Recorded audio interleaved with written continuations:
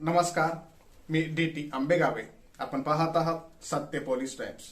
सामान्य जनतेचा आवाज बुलंद करण्यासाठी सत्य पोलीस टाइम्स या चॅनेलला आत्ताच सबस्क्राईब करा. सूर्याप्रमाणे तेज दिसणारे व्यासपीठ, चंद्राप्रमाणे शीतलछाया देणारे माझे शिक्षक वर्ग, व चांदण्याप्रमाणे चमकणाऱ्या माझ्या सर्व विद्यार्थी मित्रांनो, सर्वप्रथम तुम्हा सर्वांना 80व्या स्वातंत्र्य दिनाच्या खूप खूप शुभेच्छा.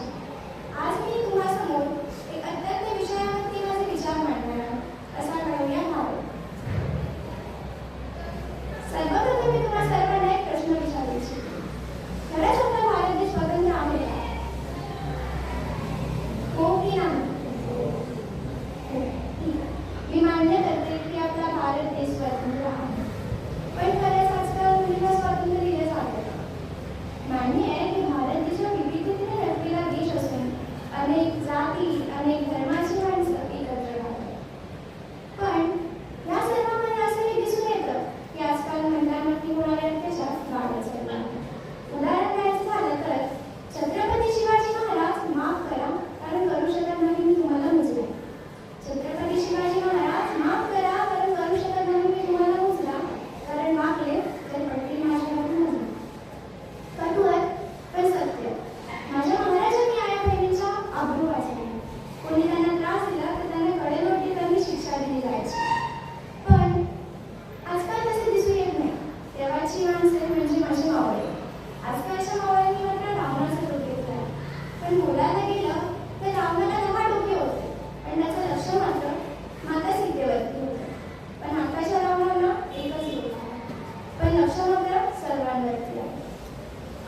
आजकाल समाजात होणाऱ्या महिलांवरती अत्याचार, हिंसा आणि बलात्कार हे सर्व होताना दिसून येतं. हे फक्त एकाच व्यक्तीचं आयुष्य उद्ध्वस्त करत नाही, तर समाजात वावरणाऱ्या सर्व मुलींच्या सुरक्षिततेवर प्रश्न उभे करतो. आपण सर्वांनी आपले भाऊ, मुले न कोणीही असू दे, त्यांना आपण समजवूया की प्रत्येक मुलीला बहीण आणि आई करायचं. तसेच माझ्या स्वप्नातील भारत कसे असेल आणि ते मला कसे घडवायचे आहे, जिथे जाती, धर्म, भेद, पंथ असे भेदभाव बाळगले जाणार नाही, जिथे सर्वजण एकत्र आणि समभावाने राहतील. जसं आपण बोलतो भारत माझा देश आहे, सारे भारतीय माझे बांधव आहेत, तरीही आजकाल समाजामध्ये जातीभेद दिसून येतो. हिंदू, मुस्लिम, सीख, बौद्ध, पंजाबी ही अशी मंडळी जाती असते.